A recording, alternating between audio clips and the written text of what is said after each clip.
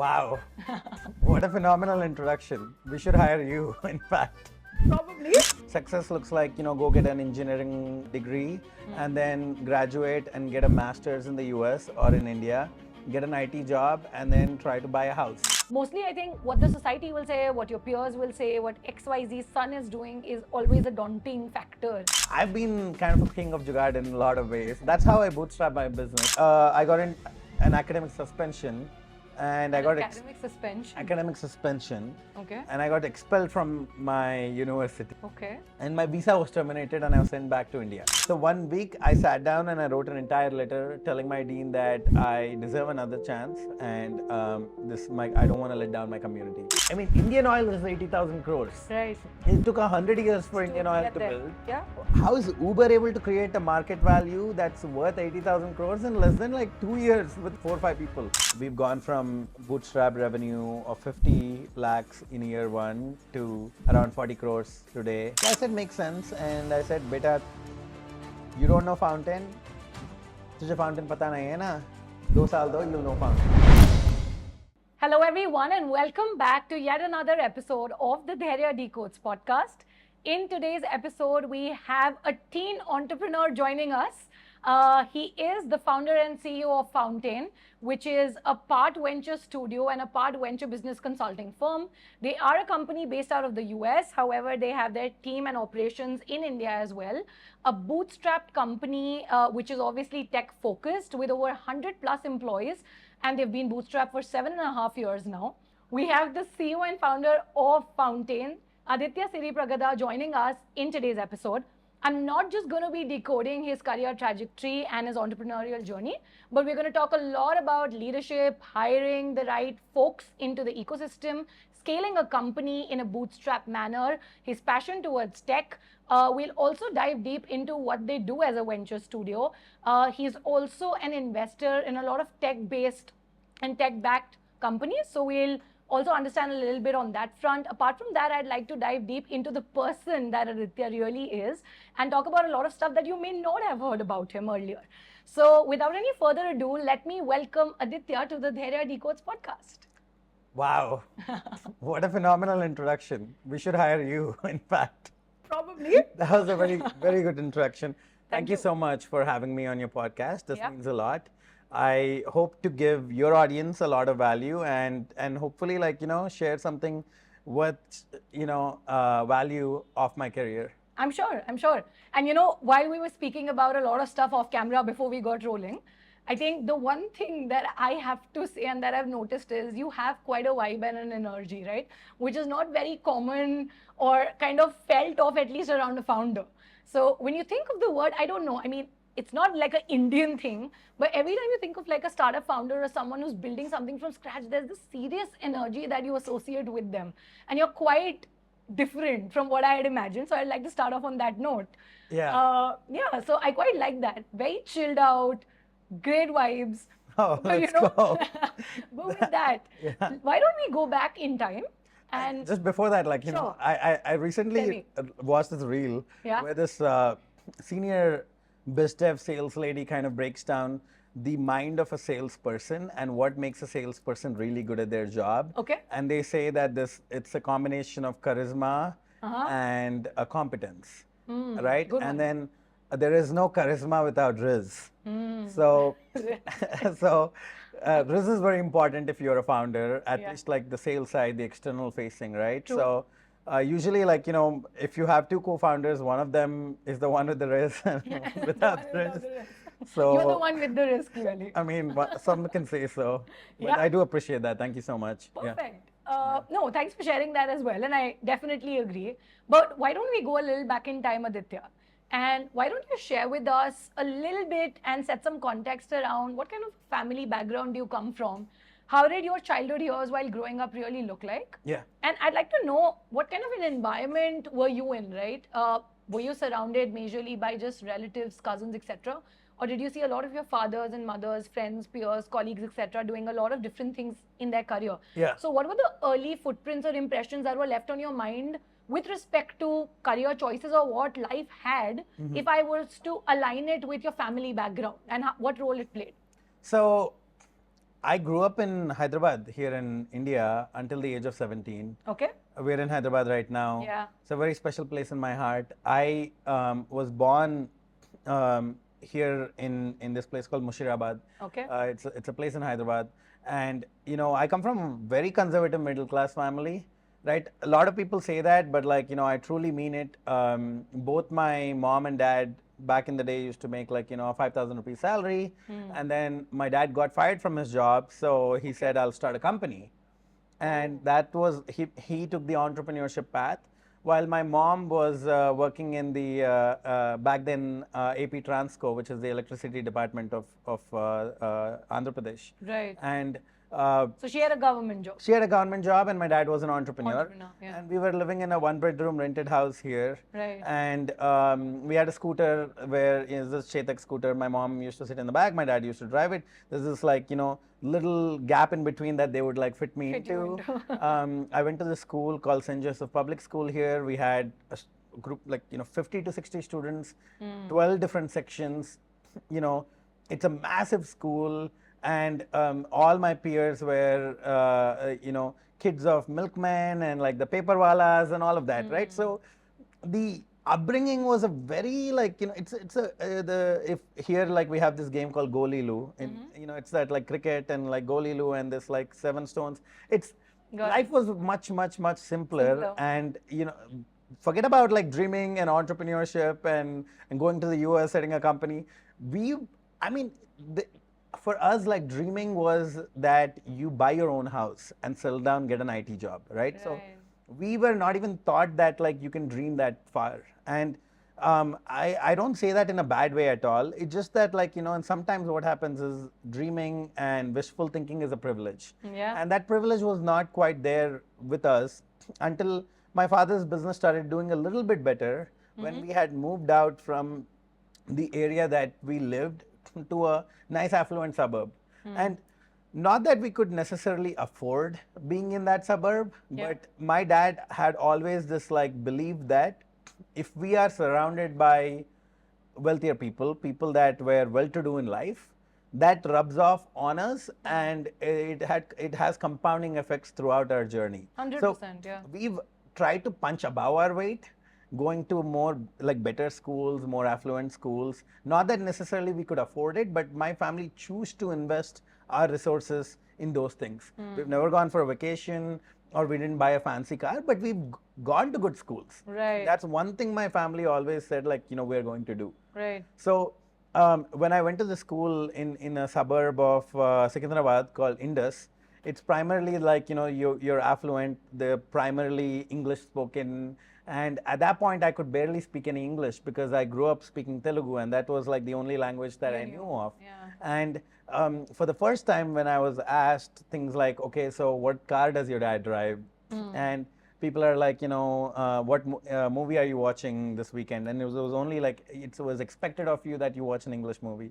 So I would get really insecure within my own self, right? Because there's this huge insecurities built up that, holy shit, I can't even communicate with these people. Yeah. So I will 100% say looking back to where I was from and the kind of upbringing that I've had, at least until I was 10 to maybe until 13, 14 years of age, it's honestly kind of surprising that I've gotten this far, is because I mean, forget about dreaming this big. For us, it was getting to a good place in society was to buy a house and just have a stable job. Stable job, yeah. Yeah. Yeah. No, but I think as I'm reflecting on what you shared, I mean, the surreal part probably is the fact that, like you said, forget even being able to, let's say, build this great company and have 100 people a part of it and build something in tech, or go to the US and study there. You said that just being able to get your basic means together and just having a home, doing a good IT job at a great tech company probably was it, right? It was considered to be the standard. You've done it all, right? 100%. Yeah. Right? I mean, that's also the way that's been taught to us. Yeah, I mean, that's the ideal norm to go by. Yeah, here in South India, and especially in the Telugu states, it's taught to us that that's what success looks like. Success looks like, go get an engineering degree and then graduate and get a master's in the US or in India. get an IT job, and then try to buy a house. If you're not on that path, then you are derailed and you're a failure, and then And you're doing not, something wrong. then And you're not good for punished. society. Yeah. I don't know if there's punished, but you're written off by society. I think there's just this stereotype, right? I mean, you're looked at in a certain way. And then you are also considered to not have been able to achieve a particular benchmark or not being able to get there too soon or whatever. There are opinions that people have then. Yeah, I mean, certainly there's opinions, there's judgments passed. There, some people like speak straight to your face, but you know the energy, right? The non-verbals kind of say it all. And I think, people, parents are also pretty vocal that like, look, this is where you're at. So I would say it's a pretty conservative society in that way that business is not looked at as a very sexy thing to do. It's just becoming sexy these days. These days, yeah. So definitely grew up in a conservative household where it was not really encouraged to do anything untraditional. However, my parents, although when I say they're conservative, they don't drink, we're vegetarians, it's a Brahmin family, but their thinking is very modern in the sense that they wanted to give me a means in terms of exposure, means in terms of better teaching me better etiquette on how to live in a business society. So in that way, my parents have pushed me to do a lot better than our means. Got it. No, and that's really encouraging, obviously, and endearing of them to do so, because like you said, it's one thing to obviously just have certain thought processes that you've been brought up with and that you believe in to be in place, but to be able to give room to your child as parents to still be able to explore the world out there and still figure out and maneuver their own way, I think is a great thing. And it takes a great deal of courage also, right? Because mostly I think what the society will say, what your peers will say, what XYZ son is doing is always a daunting factor in a country like India. But while you were sharing everything that you did, so while you said businesses were looked at something that's not a conventional thing to do, or it's risky, or it's not sexy, how did you still have the courage? Did you have to at any point of time convince your parents specifically that this is something I want to do? But even before that, did you ever think while you were growing up, right? As kids, we have aspirations. Like I always wanted to be a pilot, then a doctor, and then an actor, and then okay, whatever. So what did you dream of becoming? Yeah, I mean, pretty standard. I wanted to be a pilot. Wow. Right? Okay. I wanted to be a pilot, and then I wanted to create medicine. Okay. I looked at, I Googled, I was like the sexiest fields on the internet. And then it's like the pilot and then like scientist. I was like, okay, let's be a pilot or let's be a scientist. Yeah. Or let's try to be an engineer. One of these things, right? Like entrepreneur never really stuck out to me per se. But when I look back, I was very entrepreneurial. Like when you have these like model United Nations, if you remember, MUNs, right? When I was here in 11th and 12th in Hyderabad, I was hosting the biggest MUNs in the city. People came from Nepal, Bangladesh, Sri Lanka, and all the different states in India to come to my MUNs. Wow. And these MUNs were filled out. We had waiting lists, and I would host big, 30 lakh rupees worth events. And I mean, that what age was this at? 11th grade, you when said? I was 11th, when I was 14, when I was 13, I was throwing these 16, 17. Yeah, 15, 14. 15, 14, yeah. I was throwing these events, and honestly, that took a lot of courage and a lot of organizational skills to pull those things off. Looking back, it makes sense, why I've chosen. And life of an entrepreneur is that way, as they say, you are probably selling lemonade or you're, doing some secondary sales on eBay. Every entrepreneur in some fashion is just is that sleazy is not the right word, but they're street smart. They find a way to make their life a business. 100%. Right? They find a way to sell things. Yeah. They find a way to make things salesy. Right. So I've done that. So it's natural that I've become an entrepreneur, but it's not conventional. Let's just say, yeah. Right. So obviously, what I understand is while you were growing up, you didn't know that you were onto this journey where you would be an entrepreneur, so to say, because you didn't really know if that even existed as a viable option. Yeah, 100%. But now that you connect the dots and look back on everything and the natural skills that came to you, you were obviously setting out on a path to be somebody who liked creating things from scratch, solving problems. Yeah, and it's more, I would say, in India, they say this word jugad, right? Like Jugaad, in especially in Hyderabad, like we are taught jugad from the time that you grow up. It's Yeah. how do you make your life a better thing than what you have Right. by looking for answers in the most street smart way, right? Right. So entrepreneurship is that it's to be scrappy and to be jugad. So I've been kind of a king of jugad in a lot of ways. That's how I bootstrap my business. So Yeah, I'm it, sure. it does make sense, like in hindsight, that I've become an entrepreneur. But the path wasn't necessarily easy, or I would even say intentional per se. Like it was a very unintentional thing that we've decided to do to start this business. Yeah, so I mean, as you were speaking of jugaad, and you obviously mentioned that you clearly had that as an innate quality in you. How was the journey like post being in Hyderabad for all of these years until 11, 12th? Yeah. Like you said, you didn't ever think beyond that. So how Yeah. did the US happen? I mean, the American dream is what, Yeah. I don't know, half of the world probably Yeah. aspires to do Yeah. and go to as a country to Yeah. study abroad. So I want to first understand, what was the first intervention or injection point where you were like, you know what, I want to go to the US and I want to go and study there. And why do you think, were you so sure of the fact that you wanted to do that at that point? Yeah, so it's pretty interesting that you brought that American dream concept, because Yeah. for both Telugu states, Andhra Pradesh and Telangana, it's called the Telugu dream. Telugu dream is to go to the US, and American dream is to make it in the US. Yeah. So it's a two-step process, and we are now one of the largest immigrant communities in the US, Yes. after Gujaratis and Punjabis, Punjabis, actually. yeah. But going back to my undergrad days, right before my undergrad days, so my dad always wanted me to get into an IIT. Okay. There's 16,000 seats in an IIT when you consider the OC, and when you consider that, like, I was the worst student that you can find in all of Hyderabad in those days. It's forget about IIT. I couldn't get into a local like MSET college, which is like this one of these state colleges. So my dad basically put me into this IIT training center, Fiji. Coaching center. Yeah, he threw me into Fiji for 8th, 9th, 10th, 11th, 12th, hoping that I'll get into an IIT. Because he has this big hopes that, like, one day my son will study in an IIT, and like he's been kind of like dreaming this, and he's kind of living through that dream. But then obviously I'm on another trajectory. I mean, when I say I was the worst student, I should have gotten my transcripts right now and showed to you in front of me, because it's really bad. Like, Okay. I barely got through most of my school. Like, this whole thing about, ये calculus पढ़ना है, नहीं तो ये trigonometry पढ़ना है. I was like, क्यों पढ़ना है भाई? Like, why do I need, like, क्या application? yeah, इसका क्या जरूरत है? exactly. Like, I would ask my teachers, like, why? Yeah. And if they gave me a good answer, I would like give my best. Sure. So I would score 100 out of 100 in social studies, Uh-huh. and like 60s, 50s in math and physics and chemistry and everything else. Yeah. So wherever I felt strong conviction that this is needed for me, I would give my best.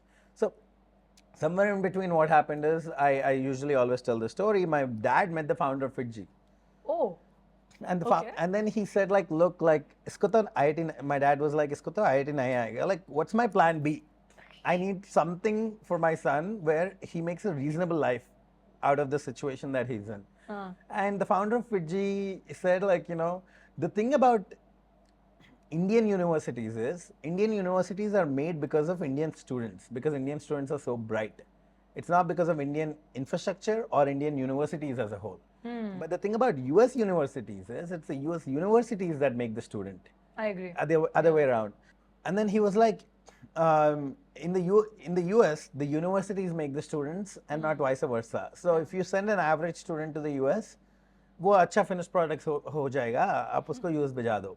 And So that is what he said. that's what he said. This guy, like, I love this guy, man. I need to meet this guy because he made my life. He made your life. He made yeah. my life. You should really thank him, yeah. I should. Yeah. So Fiji, for the first time, piloted a program in Hyderabad of Okay. all of India called US UniQuest. So it's a sending students to the US program.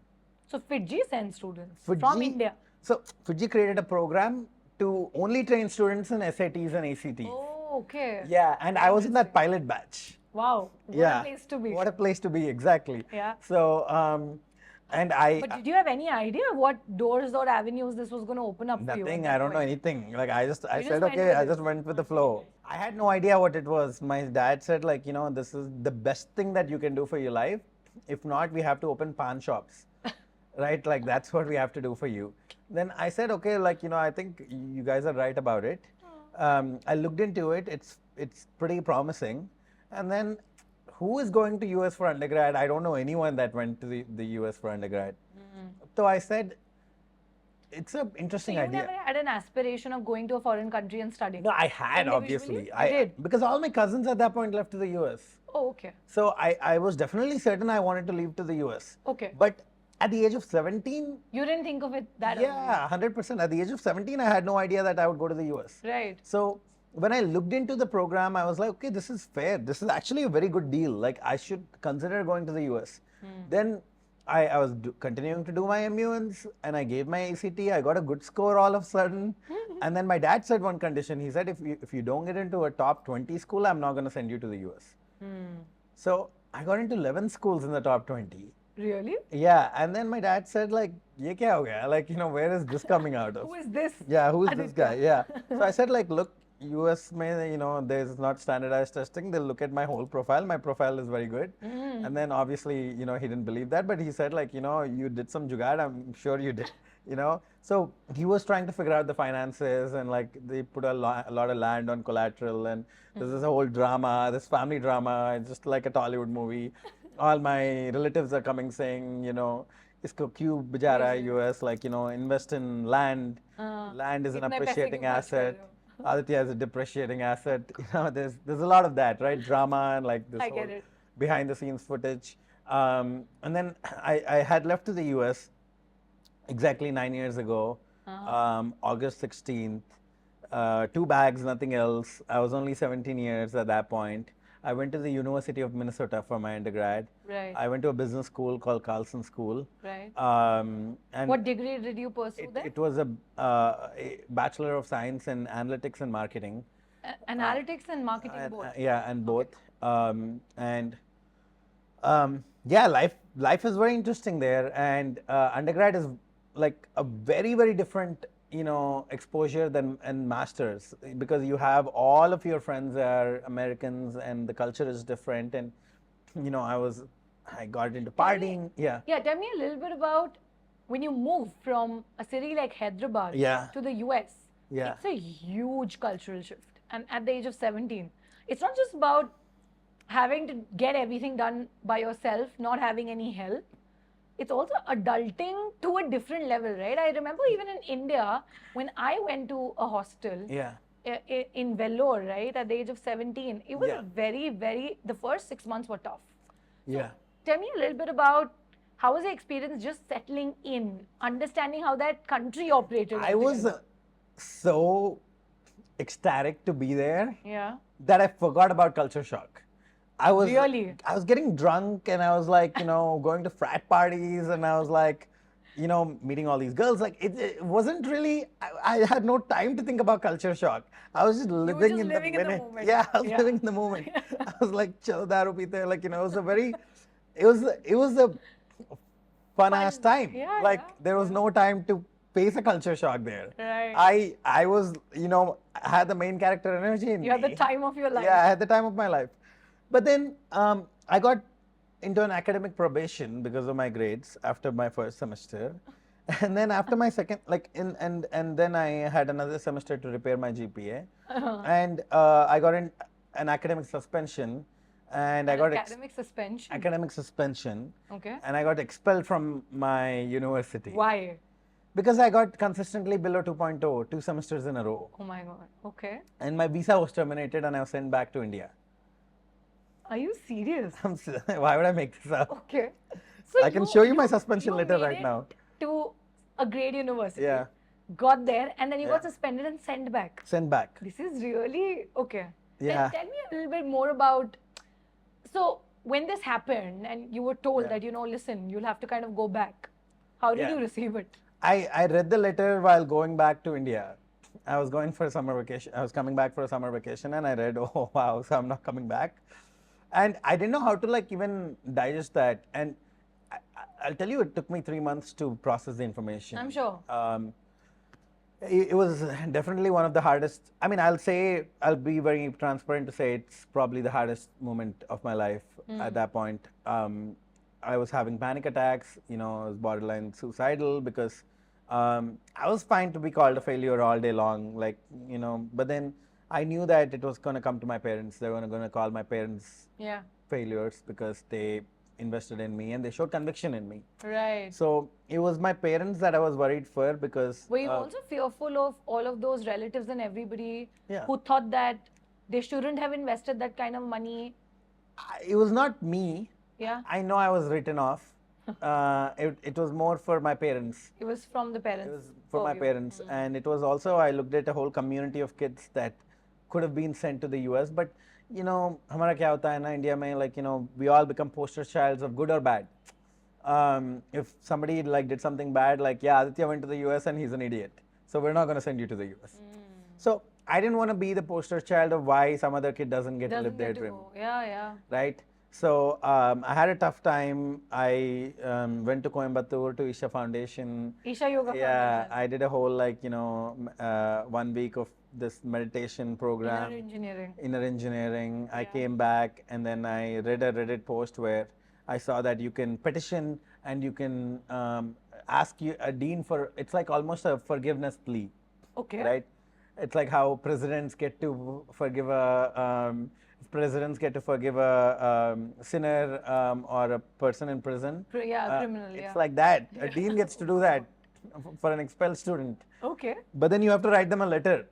So 1 week I sat down and I wrote an entire letter telling my dean that I deserve another chance because I was, a failure and I don't want to let down my community. Right. So the dean of the school allowed me another chance where I came back to the US. Okay. And how long did it take for him to respond and get back to you? she took not more than a month to respond. In a month? In a month she got. So you were in India for about how long? A couple months I was in India, and then I came back to the US that fall. That fall was very, very difficult for me, but I repaired my GPA. I got a very good GPA. Then I would go to a career fair, and in a career fair, they looked at my resume and they said oh, you want an internship? Tera GPA dekh, or international students ka GPA dekh. Yeah. How do you think you'll meaningfully be able to add value? Nahi to even by the end of the graduation, you'll have a comparative GPA to these guys. So at that point, I was like, wow, it felt like a dagger in my stomach. Yeah. But I said, ये तो सही है, this makes a lot of sense. This is a very fair point. So I have 3 more years left. Should I go back and save this money for my parents, or should I do something else that is totally out of the box? And that's the time I started to think creatively, and I was like, chalo dekhte hai. Let's try to think as creatively and as unconventionally as possible. Yeah. I got really into YouTube. I would watch hours of YouTube a day. Okay. And then I was really inspired by. What kind of content were you consuming? All business content, early childhood stories of Peter Thiel, Elon Musk. There used to be this Bloomberg Originals documentary. Yeah. It's the life of Jeff Bezos, Elon Musk, all these guys. Right. It would break down how they've done what they've done. Yeah. And I was like, this is so cool.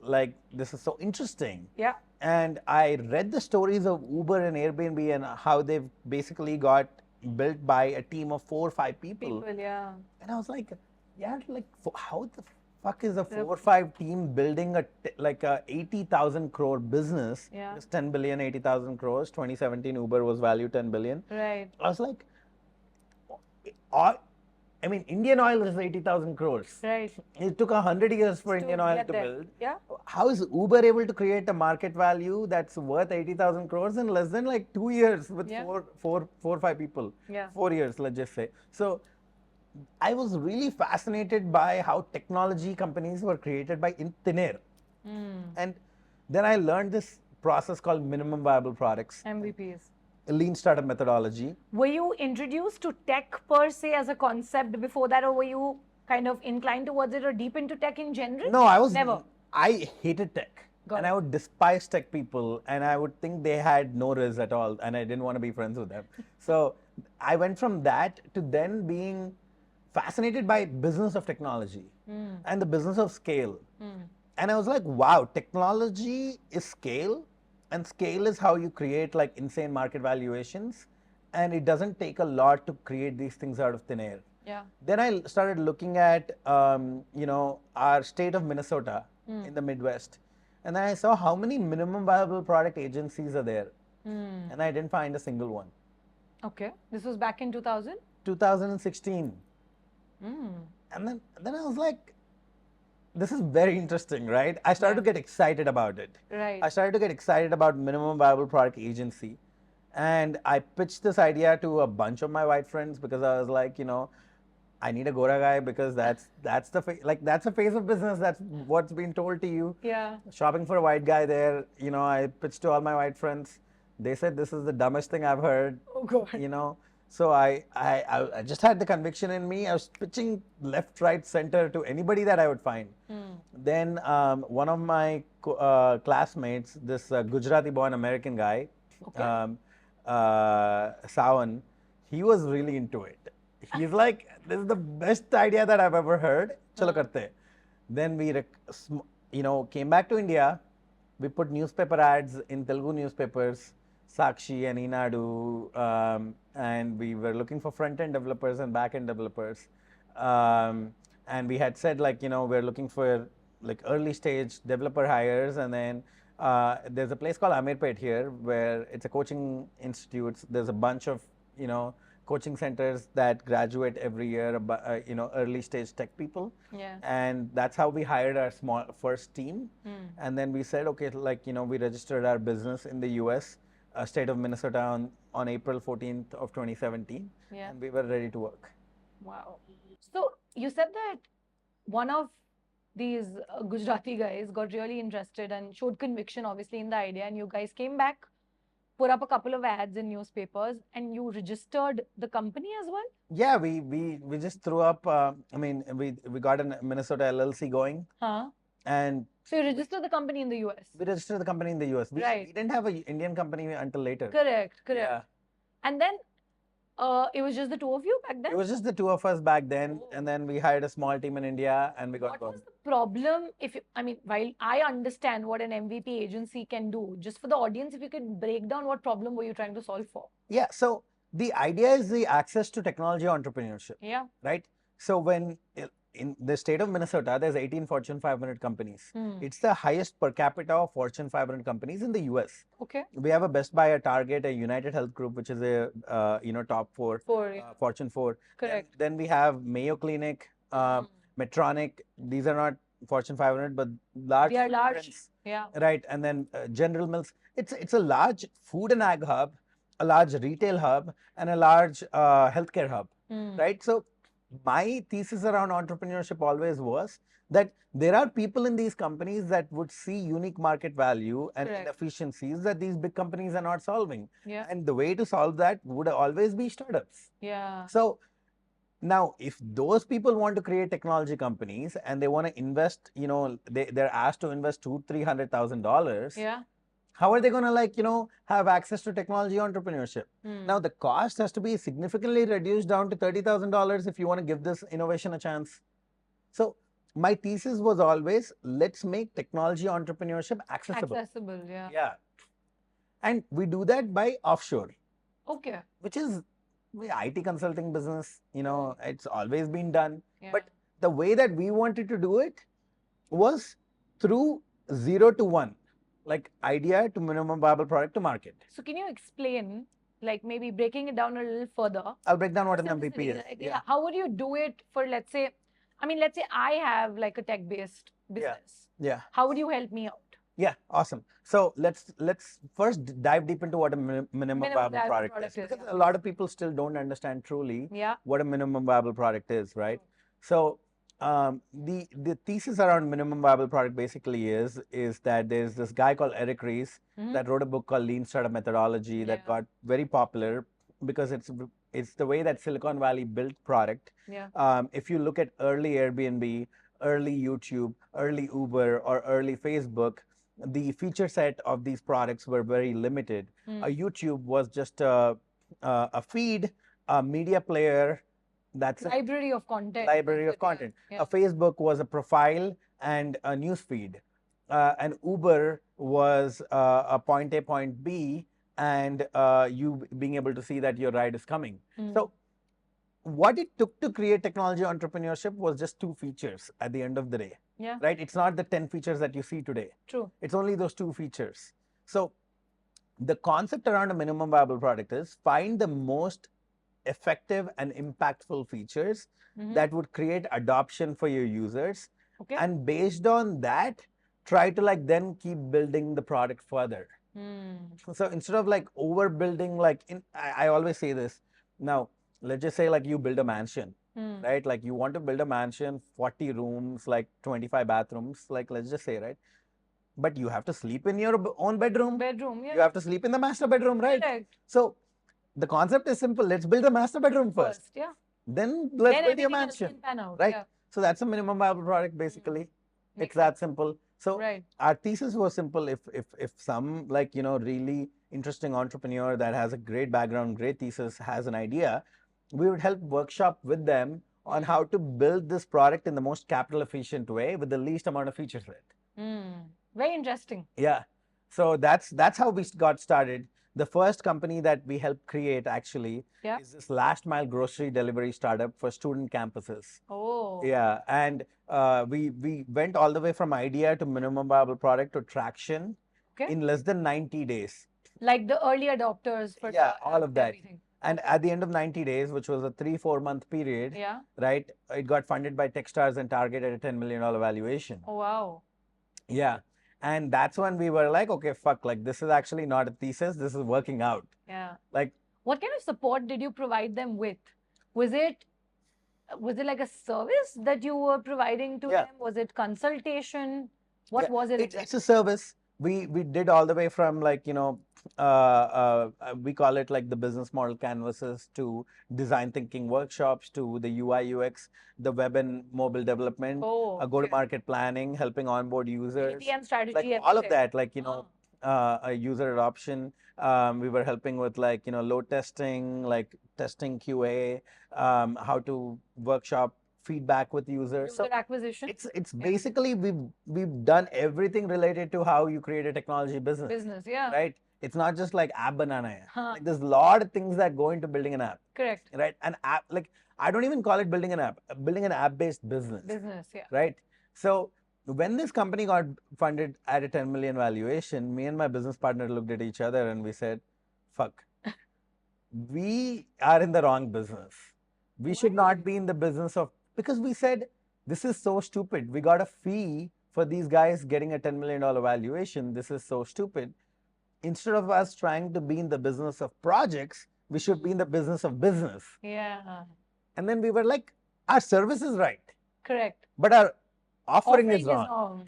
Got it. And then that's when we said, chalo, like, अब से जो भी business start करेंगे, एक percentage लेंगे. So that's where the pivot came in. That's where the pivot came in, where we had then pivoted to being a venture studio. Right. Yeah. So you started getting like a share as well, right? And you got like a, I'm not getting the right term, but you started getting like the skin in the game, right? Skin in the game, yeah. Yeah. I'll help you build a ground floor that'll like, take you to a skyscraper, but give me a part of the ground floor. Give me a part of the ground floor, Yeah. Obviously, and it makes sense. Yeah. So since then, we've created, I would say, a dozen technology companies in the last 7 years. Right.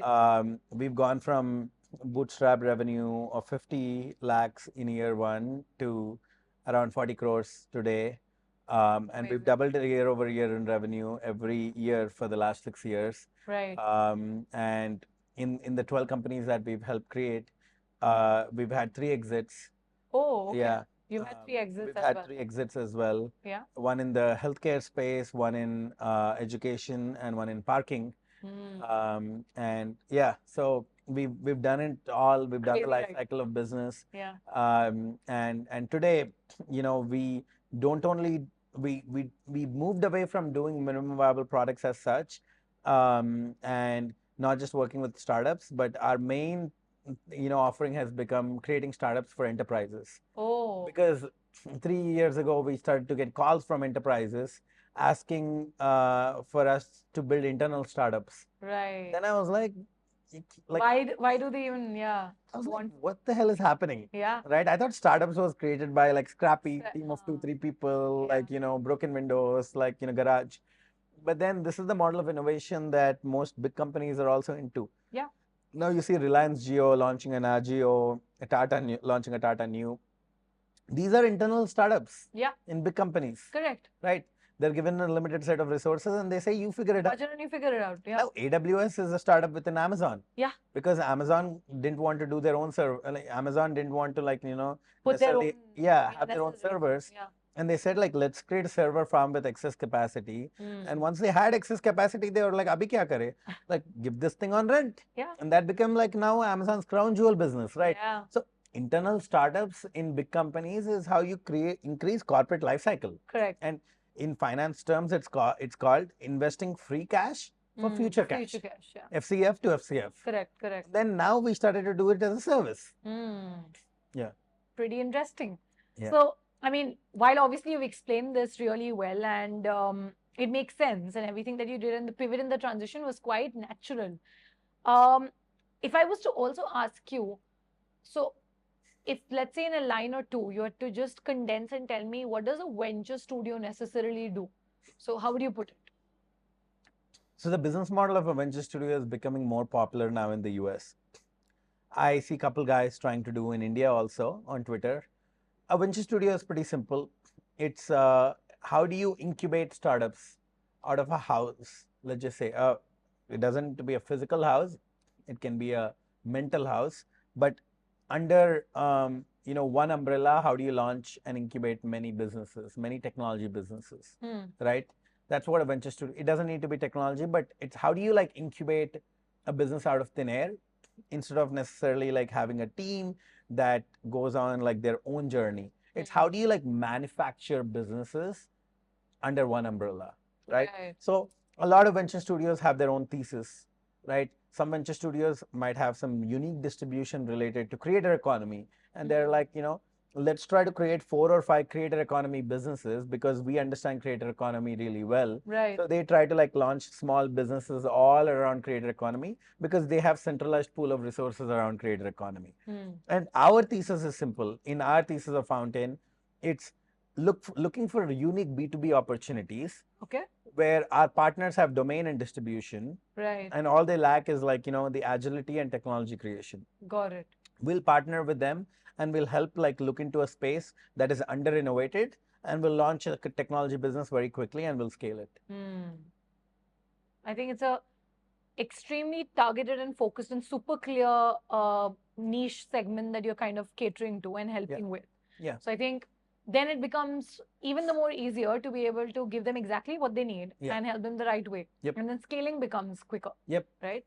So very interestingly, I'd also like to know for something like this and running a bootstrap company for 7.5 years, you said you guys have grown year on year, doubled every single year. Doubled year over year. Year on year. What does it really take to be able to, I mean, how do I resource, money, time management and hiring techniques all together does it really take to be able to firstly bootstrap a company that is tech heavy, is helping other startups, let's say, go from their 0 to 1 to 1 to 100 journey and, still be able to grow, right? In terms of the strength, you have about 100 plus employees today, 122 to be precise. Yeah. So I want to understand that, how was that possible? Was it a conscious call? Were you really sure of the fact that you don't want to raise funds? Yeah, I mean, look, I always say to entrepreneurs that be very mindful of your business and understand the kind of business that you're trying to build. Yeah. And if you think in decades, try to see if there is a venture scale outcome. Now, why are you taking venture, right? To create a venture scale outcome. You need to, if you're taking a rupee from a VC, they want you to create 100 rupees. They're not happy with 3 rupees back. So when you don't believe that there is a venture scale outcome, it doesn't make sense to take outside capital. And instead, like everybody believes that like, VC is sexy. Yeah. Which it is sexy because Forbes 30 under 30 mein aana hai na, or Inc mein aana hai. So like, you want to be in these places, like it looks very fancy, very Instagrammable. So like, it looks nice.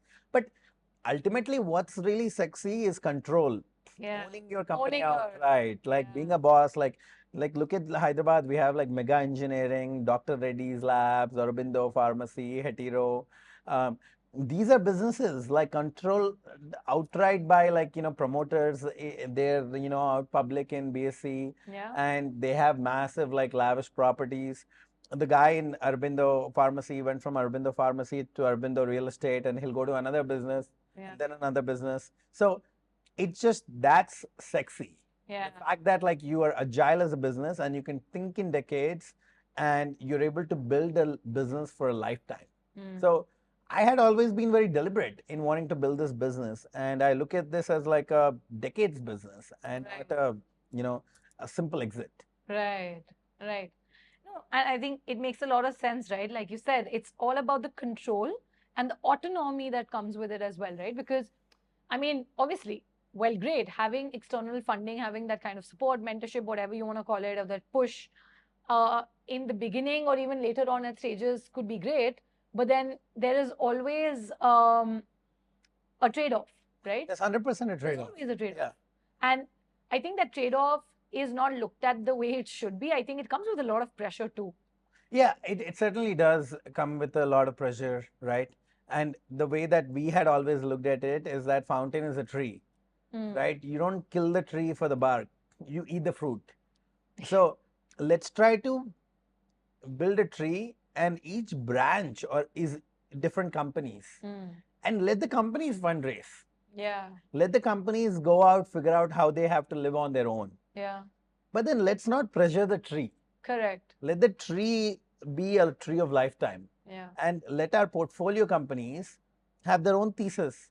Like if they want to venture raise, go ahead, venture raise. If they want to bootstrap, also bootstrap. Yeah. But let's not ever pressure the tree. Right. Because the tree is a great tree. It's giving all of us shade. It's giving all of us fruit. Let's try to like let the tree live free. Yeah. Let's not hamper and create a mess out of it, for sure. Great. So, Aditya, why don't you also tell me a little bit about, as a founder, like we spoke about you going from like a team of just 200 plus today. I want to know a little bit about your mindset when you're hiring talent in the firm.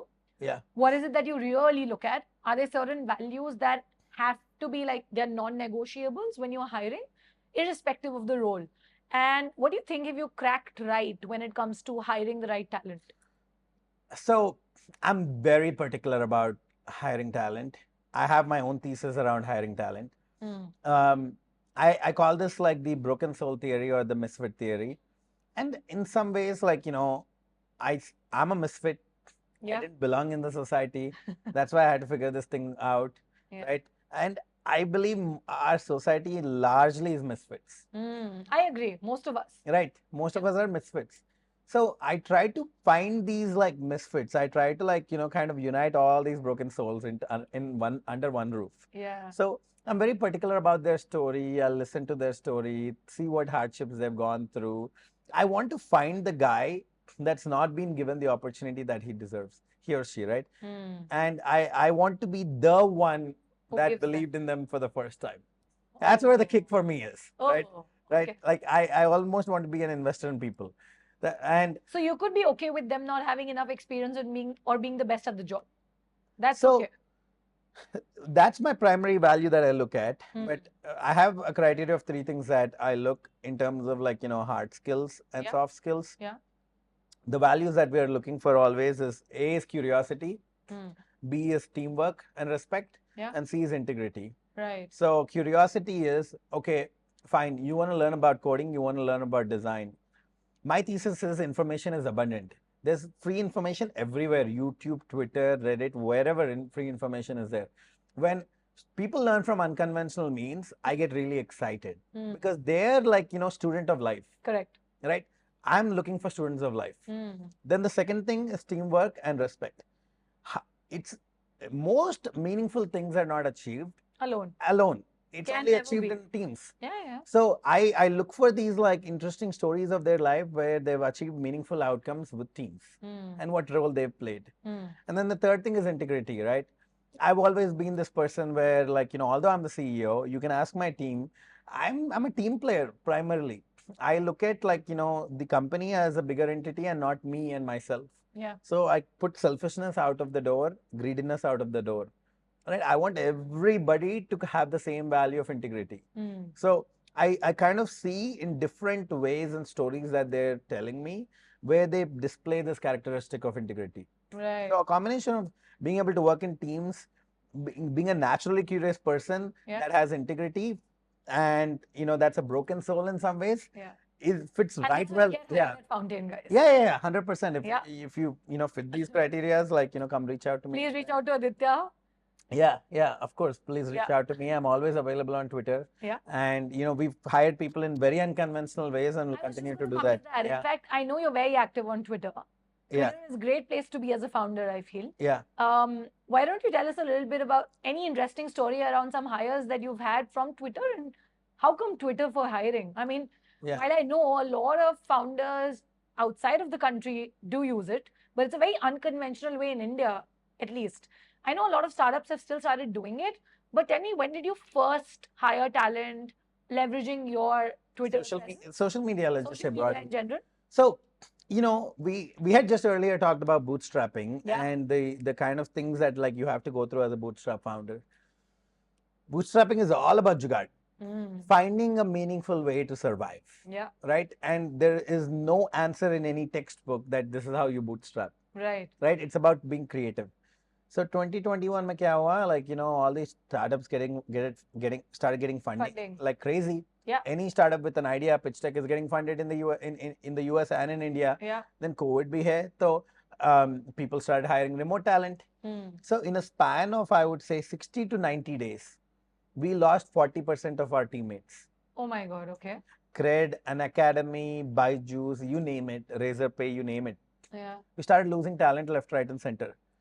And a lot of them came to me and said like, देखो हमें cred में मिल गया, हम चले जाएंगे. So I said, नहीं, हमें कुछ like वक्त हो, like, we'll come back to you with a better offer. We went back to our client teams, we negotiated for higher packages, then we came back. And then we said like, look, we're able to give you a better compensation. Please stay back. They said, भाई आप ही सोचो, Cred सभी जानते हैं ना, Fountain कौन जानता है? Then I took the branding. Yeah, I that moment I took it I didn't say anything. Yeah. He's right. This guy is right. Yeah. I took it very personally, and I said like, makes sense. Yeah, I said makes sense, and I said, beta, you don't know Fountane, तुझे Fountane पता नहीं है ना, 2 साल दो, you'll know Fountane. That's my mindset, and I took it very personally. Yeah. And there's this like emotion in me, that rawness, like it's very important, that place where you feel like the most down as a founder is a beautiful energy to channel, man. True. And I went to Twitter, I had 200 followers. I went to Twitter and I started to say, I don't give a fuck about your GPA. I don't give a shit about your resume. I don't care about your degree, tier 1, 2, 3. Yeah. Agar tumhe dam hai to I'll interview you. Oh. And then these tweets started going viral one after the other. Okay. One after the other, the tweets are going viral, man. Yeah. And then I started to like get like, letters from smallest towns like, in India, Kurukshetra, Madurai, like people are reaching out. I mean, this is no state, north, south, east, west, like it doesn't matter. Yeah. It's the same sentiment across the board that like, wow, like we've never heard a founder say this. Yeah. Because that is who we are. So I said like, fine, fuck it. Like, if we can get the IIM, IIT, BITS people, they're all going to Creds and on academies and Razorpays. I know that India is a 1.5 billion people. I'll find my tribe. Yeah. And then we started to say like, look, this is the kind of culture that we are. We give great benefits. Our salaries are pretty good. They're not the best, but it's pretty good. We'll treat you well. We're a completely bootstrap firm. Yeah. You have great quality of work. You can sit here in India and innovate for American startups and create that value there. Yeah. There's very few companies that have the kind of value that we're trying to give you. Yeah. And we went from having like 200-300 resumes to getting 3,000, 4,000 resumes. My God. For these jobs. That's massive. It's massive. And then most of these guys were like, "Kaun hai ye banda," right? Like we started to get that energy. Yeah. And these tweets were celebrated. And for a moment I had the 5 minutes of fame. And we started to get a lot of these internship requests. And I was like, I don't want to hire interns. But these interns were so freaking good, man. And I would go on these calls and I was like, wow, like what kind of brilliant talent is this like hidden in India? Yeah. I want to get these diamonds out of the rough. And then one day we did a Twitter, I said I'll publicly hire you. Are you guys open to this? I said I'll hire you based on your interviews on Twitter Spaces. And then that That's tweet so went interesting. that tweet went viral, and I was getting a lot of hate for it too. Oh, I was like, why are you making hiring into a circus clown, a clown show? Yeah. I mean, these are kids. I was like, unko problem nahi hai, aap kaun ho? And then we got around like 600 or 700 profiles for these internship requests. We got 60 people to interview, and we scheduled 8 to 9 Twitter Spaces interviews. Okay. And one of those interviews basically have gone viral on Twitter, where we had 15,000 people live join us On the space. on the space. Oh my God. We have VCs. We have I'm sure very influential people would. CTOs of companies are joining for intern interviews to see what's going on. So what I believe is that no matter, if we didn't get to hire all 60 people, we gave them a platform to pitch themselves to the world. Yeah. Right. I'm sure the exposure is massive. Yeah, right? it was amazing. Where else would they get 15,000 Yeah. highly influential people who could potentially be Yes. people who they would work with in the future or currently, right? Yeah. Yeah, if not your company. 100%. Yeah. So what we've done since then is we've used our social media primarily for hiring. We've hired, I think, 40, 45 people off of social media in the last year or so. Amazing. Right. And we're continuing to hire, and we use social media for hiring. Now Instagram, we'll use YouTube eventually. Instagram too. Yeah, we'll post stories. Yeah. Post jobs on our Instagram, and we'll say, just apply from there. We'll create reels of what this job description is. We're hiring for a CEO role for one of our portfolio companies. Okay. So I'm explaining the startup and the trajectory of this company on Instagram. Yeah. And I'm asking these people to apply live on the type form. Oh. Yeah, we're going to do an Instagram live hiring also. Yeah. We'll live hire on Instagram stories. Oh. Yeah. That'll be very cool. Yeah, why not, man? Why not? Why not? Exactly. My whole thing is why does everything have to be put into a box and just done a certain way? 100%, 100%. So our thesis is hiring is a transparent process. Yeah. There's nothing to hide there in hiring. It's questions and answers. So why don't you YouTube live it? Yeah. Instagram live it. Dekhne do puri duniya ko. It's a free branding for me. Makes sense. Very smart. I must say this is so unique and fun to even listen to. I mean, I'd love to be a part of something like that. Yeah. I've never heard of it yet. Yeah. Very interesting. Yeah. So perfect. So obviously, while we have delved deep into multiple areas and facets of your life, and I think you have a very interesting story, and I could obviously keep going on. I want to also understand. I think at a pretty young age, I don't know how to frame it, but you did taste a sense of success and what it really means to be able to have arrived or just build something on your own, right? Yeah. And to be able to kind of not just do that for yourself, but for a couple of other people, right? And being able to provide them employment, so to say, it is a responsibility. Was there any kind of a pressure that came in with managing money, resources, having the responsibility of these salaries that were going out to people consistently initially? It's still there. Yeah. I mean, there's a tremendous amount of pressure to meet the payroll every single month. Yeah. 7.5 years is give or take, let's just do the math, around 100 months. Yeah. Right? Every single month I faced the pressure. And I continue to face the pressure. Because back then we've had a payroll of, let's just say, 20 lakhs. Yeah. Now our payroll every month is 3 crores. Yeah. To give you an example, right? Right. Yeah. So there's a lot of pressure to meet the be able payroll every single month. It does not change. It's not back then or now. We continue to face the pressure every single time. But I think it's good. It shows the value of the kind of business that you're trying to build. It shows the value of being scrappy. And I think pressure is very, very good for entrepreneurship. I think oftentimes when VC funded companies, they don't face financial pressure necessarily, because they continue to build while having a lot of cash in the bank. They face control pressures and transparency pressures, but we face financial pressures and being able to be scrappy. Yeah. I think being able to be scrappy is an extremely, extremely good skill. And you'll learn that all throughout your life. And when we go, like, talking about like this idea of a success also, I've thought through a lot of like what success means to me as an individual. And growing up, I had always thought success is a destination.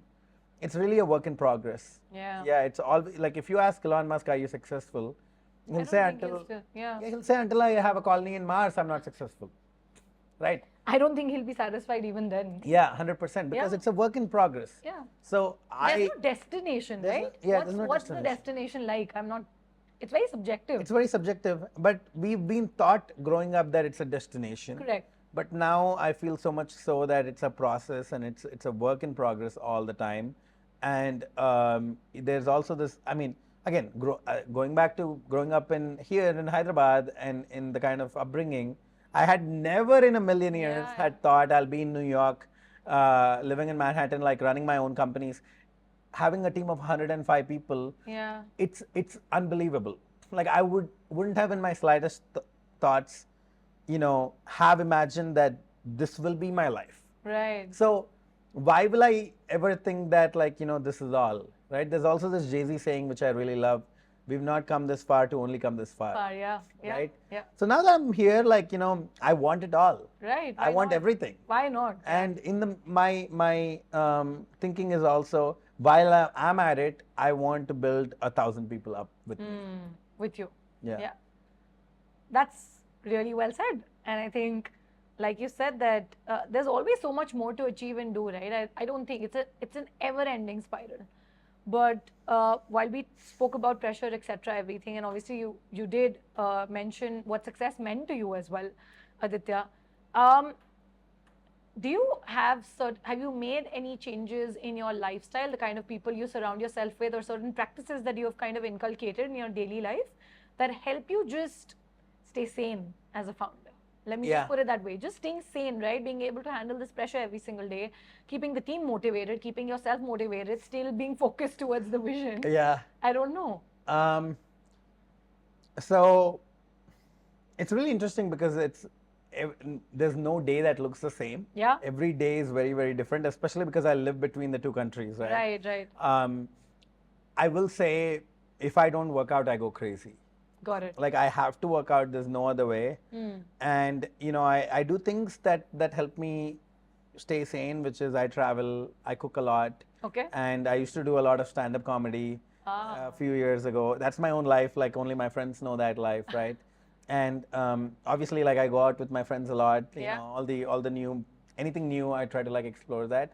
So I try to have a life behind the camera that only the people that's most intimate know. And with those people, I try to take the founder hat off and I put like the Aditya hat, because those that do know me, know the kind of person I am, which is like, in Hindi they say this like bakchodi, right? Like that's who I am. I'm just a very, very chill, high energy, and like a laid back guy that tries to like joke more than I'm serious actually. So I try to find my sanity in humor and in making jokes and in trying to laughing it off and roasting other people while I'm at it. Like I'm a big believer in roasting people around me, and I try to do that all day long. So it's a really fun environment. Like for me, it's about work anyways is work. But how do you make the 4 people that is right next to you have the time of your life? Which we can call it Riz vibes, whatever you call it. But how do you bring the best out of other people? It's humor, I think. No matter how successful you are, at the end of the day, if you can't crack a joke and if you can't laugh it off, life is just not fun. It isn't. Yeah. And what are you going to do with all of that seriousness anyways? 100%. Yeah. So, perfect. I quite like that. I think we were also obviously speaking about your university days. And like I mentioned in the beginning of your intro, that you're a teen entrepreneur. You started off with building Fountane with your co-founder while you were at university. not a lot of people have the confidence, conviction, or even the vision Yeah. to start up while they are in college, right, Yeah. or studying. Yeah. How were you able to do that while managing your academics and the entire fiasco that you went through? Yeah. And then having to, even think of the resources. Like, how did the resources come into place? How were you really sure you want to start up? And how did all of that play out? So, for the audience, I'll make this very transparent. I graduated with a 2.3 GPA, which Okay. is an extremely low GPA. It's borderline, again, the suspension wall. But all my peers graduated with 4.0s, close to 4.0s. Okay. And they came back to the US. I mean, they came back to India because they couldn't find a job to stay back in the US. While I had like a 350,000 revenue company, going for me. So in hindsight, I was the one that was able to stay back and not them. Yeah. So again, look, everybody's life is their own life. I don't want to say that like, I'm better than you or any of that. Those days are gone for me. But somewhere I've done the right thing and I've backed myself. Yeah. When I had said to all of my professors and friends that I want to create a company, everybody looked at me like I'm a fucking circus clown or like a zoo animal. They were like, what are you even talking about? This is the craziest thing that we've heard. Like, it's not that crazy. In hindsight, it's not even that crazy. Yeah. You can say and do a lot of crazy things. But they had looked at me that as if like, I'm saying something so out there and outrageous, right? And then in the US, we have this concept called office hours. Yeah. So you can grab time with your professors. And we have really good professors, Right. ex-McKinseys, BCGs, Yeah. ex-industry people. I would grab time with them, show my pitch deck and say, Mr. Wilson, what do you think? This is a really good idea, right? They're like, no, this is bad. Like, what are you doing with your life, right? So we've gotten more or less like, don't do this as feedback, but we've backed ourselves to do it either way. But How did the confidence come in when so many people are naysayers and they're just telling you this won't work?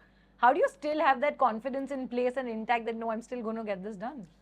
there's obviously, if I was alone, I might not have that it's your confidence. co-founder. But my co-founder also had the same conviction. Tell us a little about your co-founder too while you're telling us this. So my co-founder is, I call it the yin to the yang because, he has the sub 200 followers on Instagram, never posts, doesn't follow anyone, He barely is, active yeah. on LinkedIn, just recently got married. Okay. And the guy is like so low-key and so like, not out there because I'm really out there and most people think that we are a solo founder company. Yeah. And my co-founder grew in a traditional Gujarati family in the US, which is a very business-driven family. Yeah. So they understand Dhanda to their Dhanda, core. Dhanda Right. hi aata hai. Like that's their love language. Yeah, I love Right. language. So they've done a very good job building businesses and they're very pragmatic about building What's his businesses. name? Sawan Patel is his name. Saman Patel. Oh, And Patel. Proper yeah, it's Guju, proper Patel Guju, family. right? Californian Guju, like, Yeah. So, I mean, his conviction also got conviction in me because I used to like ask him, like, karna hai ya nahi karna hai? And he was like, bilkul karna hai, right? Like, and then we got a meal plan in a local he got a meal plan in a local Vietnamese restaurant. I got a meal plan in a local Indian restaurant, and we would alternate off while he would do his homework and I would do the business, right? I would go pitch and I would copy his homework. So we would have a meal plan, we would go to class, and then we would go to the restaurants. We would do homework together while we also like build the business. And we would alternate off. And then we would get the projects, and at the places like, where we would have difficulty on how to go from there, we'd go grab the office hours of professors and we would ask them to advise on what to do. So for reference, most of these professors, while they were in McKinsey and BCG, would get charged $450 to $500 to their clients. Yeah. And we got their office hours for free. Yeah. And where we would like, use their knowledge to help build the business. Right. So most of our professors were like, ye to curriculum mein nahi hai. Like, what are you asking me? I said like, it doesn't matter if it's not in the curriculum, you're still supposed to help me. Yeah. So I actually got my professors to help me with most of our early projects. And Which is so smart. Which is awesome, right? Which is awesome. And then we had what's called as breakout rooms. We'd have these small rooms where you can book it for Right. an hour, 2 hours. Right. Right. And then we would have our client meetings there. Amazing. And we would like have our clients come pull up to our business school, like, this is this really fancy business school. They would come internally. We'd have like free coffee. So we'd give them a coffee. We'd operate our business literally out of our business the school. university. Out of the university. Wow. Use the free computer labs, like the printing. You made the most out of a university. I extracted every single penny, right? That, yeah. And then all the grants that the university offers, like any penny that was there for entrepreneurship related purposes, I've used it. Okay. My university had a program where they would pay half the fee for an intern and you pay half the fee. So this is like, so it's 50% off labor. Cool, yeah. So I would hire 5 interns from there. Amazing. And let my university pay half the, half of their wage. Yeah, wage, so, there's so many creative things that like a place like a university which centralizes resources offers for you to build a business. And then, for example, we'd have guest speakers come in. Yeah. And they'd guest speak, right? Like industry people, like very companies say. Correct. Forget about like what they guest spoke. At the end of the guest lecture, I would go to them and do a sales pitch. Amazing. So true business. Yeah, like whatever was available, I squeezed the juice out of it. Yeah. No, but I think you're saying it in a very fun manner with a lot of humor added to it. Yeah. But if you actually go to think about it very deeply, at the end of the day, as a student, no matter which university you land up in, whether in India, outside of India, what you do, a master's, you do an MBA, you do a PhD, if you are not able to maximize the resources that are available to you at your free will and right there served on a platter, what are you even doing? 100%. 100%. I mean, you could be going to the worst college in the city, Yeah. but if you can be the one who's maximizing the resources there, you'll still be able to come up with the best outcomes out of that 100%. university. 100%. And the opposite also applies, right? 100%. I mean, spot on. Yeah. The one that wins ultimately is the one that's the most creative. And creativity is not something that you learn on textbooks. There's no YouTube videos to learn creativity. Yeah. It's the willpower in that moment to find a way. Because there is always doors around you. Yeah. You just have to find a way to open that door. Correct. Or at least knock at the door. People Knock don't at the even door. knock, Yeah, 100%. right? Yeah. I mean, it's a very common saying, but the answer is always no until you at least ask, right? Yeah. It's always going to be a no, but at least ask. Yeah. The worst outcome is someone's not going to give you that opportunity. And one of our clients, like early on, I wanted 7% of a business and he was only willing to offer 3. Yeah. And I was so hesitant to ask. And he came to me and said, like, Aditya, you're never going to get something that you don't ask for. Yeah, you never do. The answer is always no if you don't ask for it. So ask for things, be creative, and have the willpower to wait and be patient for things also. Because overnight, your situation never gets better. True. Yeah. True. Great. No, I mean, I want to keep going on and I have a lot of questions to ask you. But before we obviously segue into the rapid fire, which is like this fun segment I have towards the end, very candid, fun, your vibe. Yeah, so I think before we segue into the rapid fire round, one last thing I think which would genuinely help almost everybody tuning into the podcast. I'm sure that, as you know, today, a lot of folks aspire to get into business as a career path. Entrepreneurship is a very viable, legitimate career option accepted by parents in a country like India because of a lot of reasons, right? And how India is also developing as a country and how we've taken entrepreneurship in the right stride. For someone who wants to build a bootstrap tech company, just share like 3 pieces of advice that you think have been extremely instrumental and fundamental in you being able to scale Fountane the way you have and could help an aspiring entrepreneur to be able to do the same.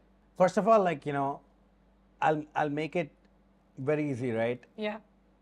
Bootstrapped means not diluting your equity, finding other ways of finding funding. It could be debt. Debt is under-talked in our world, but every major company has debt on their balance sheet. So debt is not a bad thing. Yeah. If you know how to use it right. Use it the right way. Yeah, use it the right way. Kya hota hai? If you take a little bit of debt, not the end of the world. Yeah. We take debt for our mortgage. So, we have debt on houses, we have debt on, college tuition. Yeah, so education. Kya hota hai? Company mein bhi debt ho to kuch nahi nothing hota hai. bad. So, find a way to take debt because debt also makes you more disciplined as an entrepreneur, right? So I would say take debt. It's great. A lot of people wouldn't advise that. I'm advising you, take debt. Because taking equity spoils you. It does. Yeah. Taking debt disciplines you. Entrepreneurs need discipline, right? I would say that's like a piece of advice that a lot of people don't give, and I give. Right. Because it helped us a lot in our process, having debt. Right. Second piece of advice is the fact that, like, to run a bootstrap business, it's very simple. Revenue minus expenses is your gross margins. Yeah. Right? Just make sure your gross profits are higher than your expenses. Just make sure that, like, your revenue is always higher than your expenses. Correct. I know it's the most basic piece of advice. Yeah. But a lot of people plan way too much with their expenses and don't understand how revenue is coming in. Understanding cash flow cycles is the make or break of every single business on the planet. True. Right? Not because your customer didn't like the product, not because, like, whatever, like, your server broke down. The reason why companies die is because they don't understand cash flow cycles. Yeah. Right? True. Net in minus net out always has to be a plus. Yeah. Otherwise, find a way to, like, have debt financing in between, right? So why I say this is it's more complicated. In our business, we were a fixed bid business. That means, like, clients were paying us per project based on milestones. Yeah. And if some of them were late, we're fucked, because every single month on the first we have to pay our salaries. Yeah. That's a non-negotiable. So if all the payments come in 6 months, how are we going to make payments on the first of the month? Yeah. So this one, like, stressed me out extremely. Yeah. So a few years we had to go from getting $10,000 projects to $50,000 projects, $50,000 projects to $100,000 projects, 100 to 150 or 200K projects. But then we had to go from getting 200K projects broken down into monthly recurring cash flow. Correct. So getting cash in the right timeline it was a whole different learning for me. It took a lot of time and effort. So if you were to bootstrap your company, understand cash flow cycles, when the money is supposed to come in and how much the money is supposed to come in, and always have a buffer. What if this money were not to come in? What is my alternate source of funding? Yeah. And always plan for expenses to be lower than revenue. Right. It's a basic piece of advice, but you'll be surprised how many people have it wrong. We get it wrong all the time. Forget about other people. We have 7.5 years of learning in this shit. We get it wrong all the time. Because we want to grow fast. Yeah. Like now, if I doubled every year for 6 years, next year if I don't double, maza nahi aayega na. Right. But to grow, I have to spend money. Yeah. Yeah.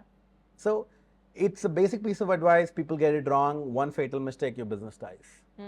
It's like a child. Yeah. Imagine, right? Until 13, 14, you're not going to send your kids outside. Yeah. Right? Because, like, koi kidnap karega. Like, that happens. It's like a child. Like, small things will affect a child. Small things will affect a business in the early stage. Right. So you're obviously telling people to not be afraid of taking debt, firstly. Don't be afraid and to take. secondly, just understand the basics of cash flow management to be able to at least understand what your business is being built around, and just being able to have the checks in place. Yeah. When, what, how, how much, right, of that money is coming in. If not, then how? Then what? Right. Like, it's that logic has to be built into place. Yeah. With insurance. Makes sense. And the third piece of advice, the most important piece of advice, plan for unforeseen circumstances. Yeah. Not too many people talk about it. One fatal thing will blow your business into Bay of Bengal, right? That is all the way from, if you don't have the right liability insurances in place, you get sued. Like, you're done. Yeah. You get cyber attacked, you're done. Done, yeah. Like, there are so many things. We talk about the rosy path of entrepreneurship. Yeah. There are paths of hackers being in China, Russia, like overnight they get your server access, you're fucked. Yeah. Right? You deliver something wrong to your client, or their data gets breached, and they say, like, now liability insurance, because of you, like, our customers are going to sue us, so we're going to sue you, you're fucked. But you need to build that preparedness then. You have to be very active and conscious all the time. 100%. Like, it's not about the things that you know of, it's the things that you don't know of that you need to plan for. Right. And it's about, like, how prepared you are for the unpreparedness. And it's how agile you are. right? In that moment. In that moment, and have the guts, have the courage to be able to, like, when something unforeseen comes, chill out, take a breather, and figure it out. Yeah. So these are like three very important things that I would say, like, every entrepreneur has to figure it out on the go. Perfect. Love those three solid pieces of advice. Yeah. I hope that the audience and the viewers are able to put it into use. Yep. With that, let's move on to the rapid fire round. Awesome. This is going to be I'm super excited. very spontaneous. Yeah. I just want you to be yourself. Yeah. I'm sure you've been unfiltered, so I don't have to tell you be unfiltered. Yeah. First thought, first word that comes to your mind, right? And that's pretty much it. So, right now? Yeah, right now. Cocktails. Let's get going. Yeah. I don't have cocktails to offer, Yeah. but we'll anyways segue into it, right? Okay. So first question, Aditya, for you. If you were to go back in time and let's say change any one thing about your business, and I give you two options, which one would you pick? Okay. So the first one is you get an option to start the business with the funding. So you get like a check from day one, Yeah. right? A VC fund check-in, putting in a check.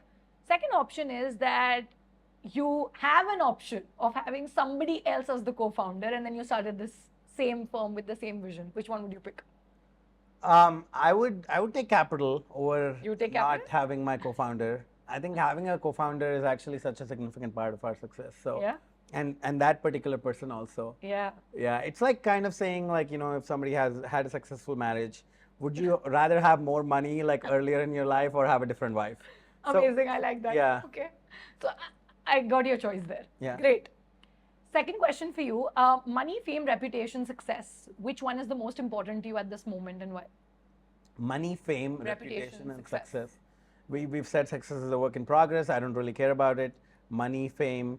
I would And love money. reputation. I would love money. Money? Yeah, I bootstrapped this shit for way too long, and I've invested like all my money into it forever.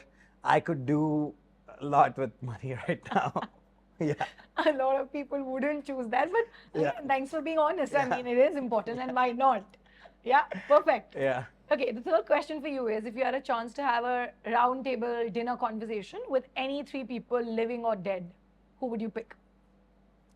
So, it's You're an free to interesting. choose anybody. Yeah, it's an interesting question because I have different set of interests that I would love to, like, have people in. Yeah. So I would invite Carl Sagan. Mm-hmm. Carl Sagan is one of the finest astronomic storytellers of our time. Right. So I would love to have him on our dinner table. Yeah. But to complement him, I would love to have somebody that is a no-name person. Okay, Right? just a regular. So a regular person before the times of Jesus, right? Like, that the person that has just had no dreams, ambitions, does not know what future is like. Because I want to let them have a conversation. Then I want to complement that by, like, having somebody like a king in the Mughal dynasty, an Akbar or a Babur, or, like, one of those guys. What an interesting Yeah. conversation would Yeah. that be? I mean, Because I just want them to go crazy. yeah, and I'm sure there'll be a crazy dinner conversation. Yeah. I'd like to be a fly on the wall. Yeah, same. Yeah? Same. Perfect, thanks. Yeah. Okay, the next question, what's the silliest financial mistake that you've ever made? Could be a personal one or could be with Fountane. It's not one, it's There are way plenty. too many. Yeah. It's way too many mistakes. Every single time with a company, every single time that you keep growing, right, you will make a big purchase. It could be a big hire. It could be a hire in the US. It could be some big machinery, some shit that's extremely expensive for you guys to afford. But, like, you will still, like, want to take that person or equipment or whatever it may be, or a company. Unless you have all the math figured out, don't make that purchase happen. Like, it will do more bad than good. Yeah. And you will never know, because sometimes you have to eat the shit to know whether that purchase was the right purchase. But the way that you know is like the gut feeling. Yeah. If something feels off from day one, just don't make that purchase. It's never going to More end up being instinctive good. and Yeah, intuitive. 100%. So just, like, take your time, have a nice breather, take a couple months to make a decision. Yeah. A good decision, even if you take time to make a decision, it won't end up being a bad decision in hindsight. Right. But it's always a bad decision in hindsight when you make with emotion and impulse. Well said. Yeah. Makes sense. The last question in the rapid fire round for you, Aditya, is that what do you think is that one skill which every single person on the planet should master, irrespective of what they want to do and who they want to become? Okay, awesome. I love this question because Yeah. it's storytelling. Wow. Like, there's this book, Sapiens, Yeah. which is by Yuval Noah Yuval Harari. Harari, Yeah, yeah. which he says, like, the reason why we became the most successful civilization out there, the most successful species, in fact, Species, yeah. is because we mastered the art of Art of storytelling. Yeah. And I don't think enough people understand what that even means. Yeah. Because you have so much in your head, but unless the other person really believes in it, it's not. It's nothing. Worth nothing. Yeah. Right. Yeah. Like, look at dollars, look at Bitcoin. Like, intrinsically, these have zero value. But because we believe that it all has value, we love it. And startups are the same thing, right? Yeah. Startups fundamentally have no value. It's the power of the storyteller that puts some value to these startups. Yeah. And there's, I know I'm going a little bit long, but this is pretty interesting actually. There's this guy called Ashwath Damodaran.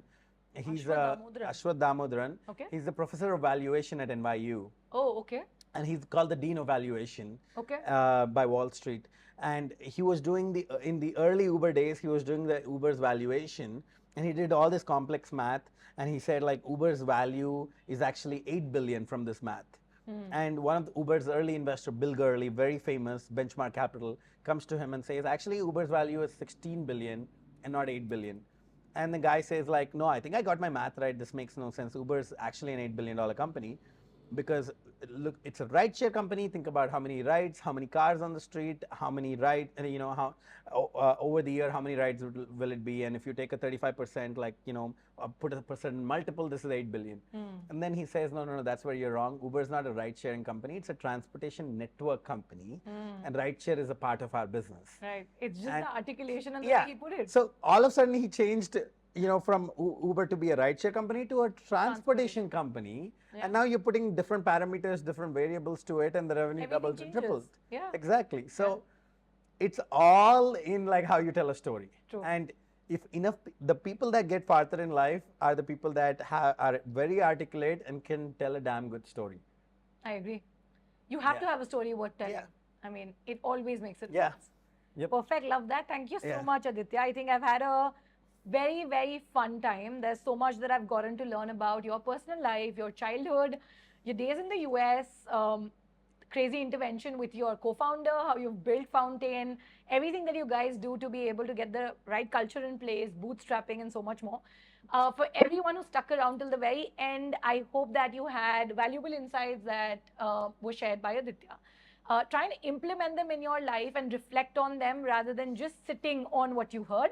Because I think until the time you don't put your learnings to use, they're just going to be learnings in your head. Yeah. And I will be linking in all of Aditya's and Fountane's social media links in the description. So definitely do check them out. If you think you have what it takes to be able to be a part of the team, feel free to apply as well.